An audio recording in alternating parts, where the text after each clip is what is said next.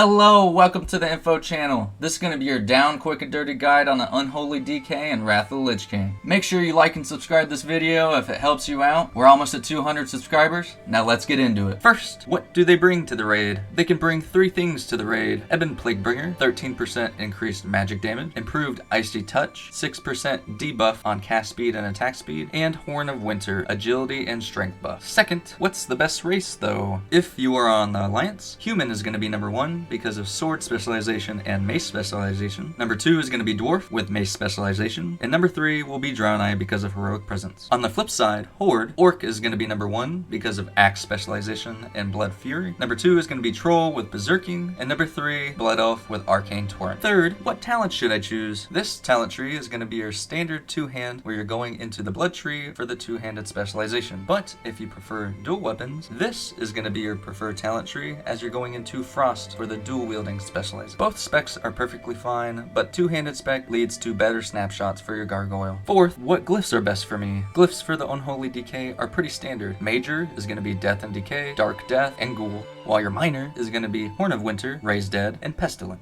Fifth, opener and rotation. For your opener, you're going to want to make sure you start in Unholy Presence for the global cooldown decrease. Raise Dead, as you should have your pet out. Make sure your Bone Shield and Army of the Dead come out as soon as you start the pool, and then use Horn of Winter. For the first part of your opener, you are making sure you get enough runic power to summon Gargoyle. You will start with Icy Touch, then Plague Strike, Blood Tap, Death and Decay. Then you will pop all of your attack power cooldowns, and then use Gargoyle. From there, you will switch to Blood Presence, and then go into your standard rotation. Scourge Strike, Blood Boil, Icy Touch, and Plague Strike to keep up your diseases, Frost Fever, and Blood Plague. Anytime you become full on runic power, make sure you use Death Coil, and anytime Gargoyle is about to come up, make sure you have all of your cooldowns ready to snapshot your Gargoyle. For your AoE, make sure you use Icy Touch and Plague Strike to get your diseases up, then Pestilence to spread them everywhere. If you have too much runic power, make sure you're using Death Coil, and then anytime Blood Tap is up, use it, and then use Blood Strike to proc Desolation. 6. What consumables should I be using? The best flask for you is going to be Flask of the Endless Rage, and some alternatives will be Elixir of Mighty Strength and Elixir of Protection. The best food for you is going to be the Dragonfin Fillet, some alternatives, the Snapper Extreme, and the Worm Steak. The best potion is going to be Potion of Speed. Last but not least, 7. Profession. Now, this is pretty much across the board for any class. Engineering is always going to be number 1. They have the Rocket Boots, the Cloak, and the Glove Enchants, the Sappers, and the Helmet. Number 2 is going to be Jewel Crafting, as that's going to be the next best thing that gives you those 3 unique gems. Number 3 is going to be Blacksmithing. That's actually your 3rd best, only in phase 3 and on, as it gives you more gems abilities in your sockets. Number 4 is going to be Leatherworking, Tailoring, Enchanting, Inscription, and Alchemy. They all do comparable stat bonuses. And lastly, number 5, Skinning, as it only provides you 40 crit. And that's going to wrap up our video for the Unholy Death Knight and Wrath of the Lich King. Make sure you like and subscribe if this video helped you out. We're almost to that 200 subscriber mark, and I hope you have a great day.